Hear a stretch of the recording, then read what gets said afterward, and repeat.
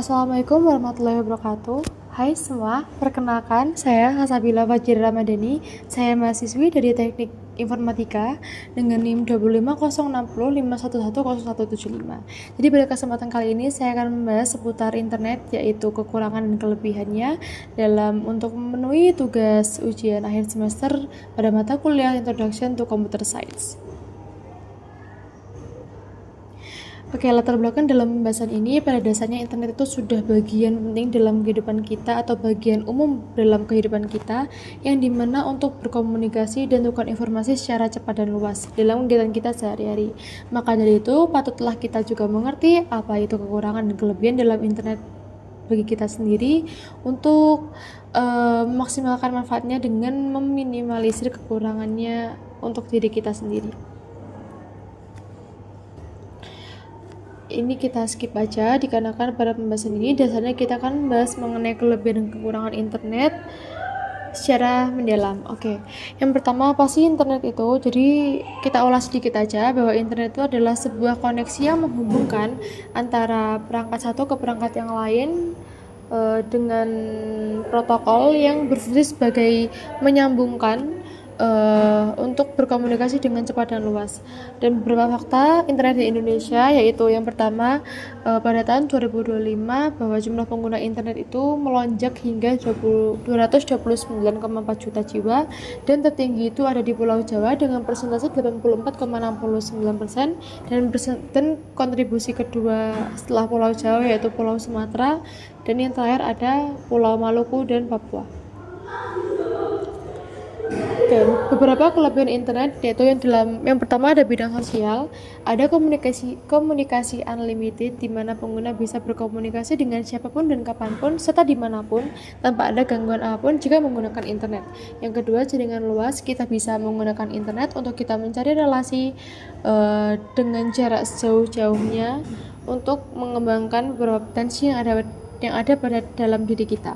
Yang ketiga, ada meningkatnya interaksi di mana pengguna bisa berinteraksi dengan siapapun dan kapanpun tanpa adanya batasan, dan dari situ bisa meningkatkan interaksi pada pengguna. Yang terakhir ada mendukung kegiatan sosial, yaitu membantu seperti contohnya mendukung bantuan sosial untuk bagi yang membutuhkan saluran dana via internet. Oke, lanjut ada bidang pendidikan, yaitu ada 3, akses pembelajaran fleksibel dan meningkatkan kreativitas. Akses pembelajaran ini seperti dasarnya mahasiswa atau siswi bisa mencari informasi apapun yang mendukung pembelajarannya, seperti dari online buku, e-book atau kursus online dan jurnal untuk mendukung tugas-tugasnya. Pembelajaran fleksibel ini seperti contohnya pembelajaran daring yang bisa dilakukan kapanpun dan dimanapun serta dalam kondisi apapun. Selanjutnya ada meningkatkan kreativitas. Dalam poin ini bahwa siswa dan guru bisa berkolaborasi untuk meningkatkan bidang akademik dan non-akademik dalam pembelajaran. Oke, lanjut kita masuk ke bidang bisnis. Yang pertama ada jagoan global, di mana bisnis itu bisa menjalar ke seluruh dunia tanpa adanya batasan. Dan yang kedua ada fleksibilitas operasional, di mana bisnis itu bisa berjalan tanpa adanya batasan waktu serta batasan-batasan lain. Terus juga ada kecepatan dan efisiensi, di mana bisnis itu bisa dilakukan dengan cepat dan tepat jikalau ada komunikasi dengan pelanggan, mitra, dan karyawan secara cepat menggunakan internet. Hemat biaya, di mana pebisnis tersebut bisa melakukan pemasaran digital secara online tanpa harus adanya pemasaran secara offline seperti yang dilakukan di dalam ruko ataupun pasar. Terus juga ada kolaborasi online yang memungkinkan untuk meningkatkan kerja tim dalam sebuah bisnis yang dimana meningkatkan produktivitas di dalamnya. Lanjut kita masuk kekurangan. Yang pertama ada dalam aspek sosial, yaitu menyebabkan isolasi sosial di mana pengguna bisa meningkatkan individualisme. Terus juga depresi dan kecemasan ketika pengguna tidak menggunakan internet dalam kehidupannya. Kalau merasa cemas itu sudah termasuk dalam kekurangan internet. Terus juga kecanduan internet, kekejaman kesadisan, kegiatan negatif yang merugikan diri sendiri dan orang lain. Contohnya seperti cyberbullying, terus juga penipuan, judi dan lain sebagainya. Pendidikan, yang pertama ada gangguan konsentrasi pada siswa jika tidak menggunakan internet. Yang kedua ada dampak negatif media sosial seperti contohnya mahasiswa itu menurun kreativitasnya dan mengandalkan apapun itu di internet. Terus ketergantungan pada teknologi menurunkan efektivitas proses pendidikan dan risiko keamanan dan privasi.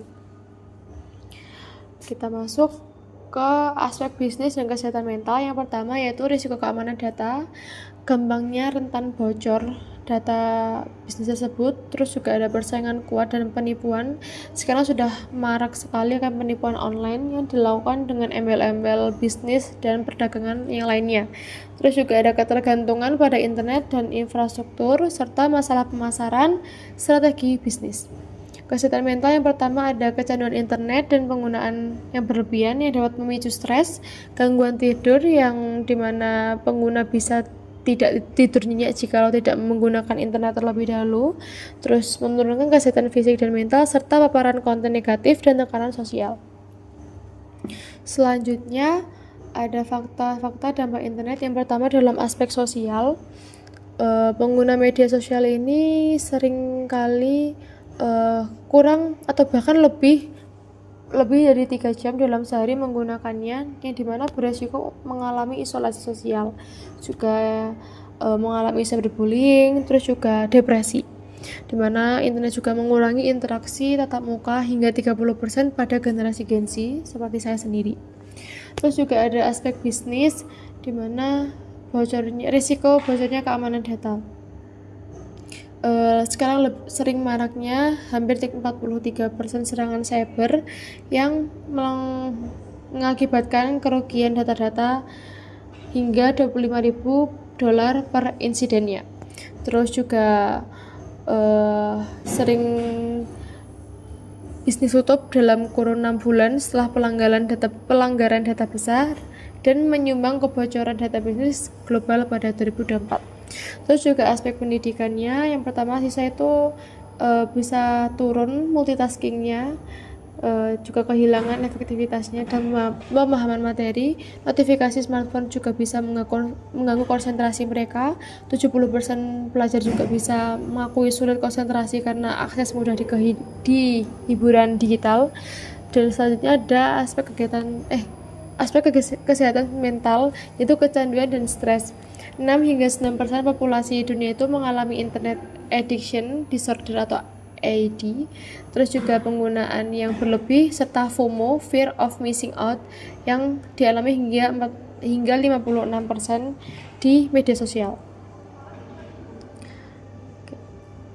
Beberapa strategi, yaitu yang pertama di bidang sosial kita bisa melakukan pembatasan, terus juga memperkuat komunikasi positif hingga mencegah dengan melalui edukasi dan pengawasan. Yang kedua ada bidang pendidikan, yaitu bisa dilakukan dengan diskusi, membuat wadah diskusi, terus juga menerapkan manajemen waktu dalam belajar daring dan menyeimbangkan juga antara pembelajaran online dan offline.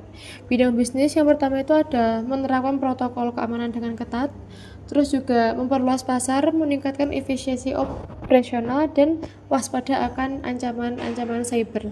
Dan yang keempat ada kesehatan mental, yaitu yang pertama melakukan durasi penggunaan internet agar tidak berlebihan, terus juga menghindari penggunaannya yang secara over, terus membangun kesadaran pentingnya detox digital dan mengembangkan aktivitas di luar digital atau di luar dunia maya. Oke, lanjut. Kesimpulannya, internet ini tidak memiliki dampak banyak dalam kehidupan kita, tetapi tergantung kita sebagai pengguna bisa memilah-milah dalam menggunakan internet. Dan pembahasan ini didukung oleh jurnal, yaitu Social and Psychological Effect of the Internet Use, yang dimana isinya membahas mengenai kurangnya internet di dalam kesehatan mental. Dan beberapa referensi. Sekian dari saya, jikalau ada salah kata mohon dimaafkan. Semoga bermanfaat. Billahi taufiq wal hidayah. Wassalamualaikum warahmatullahi wabarakatuh.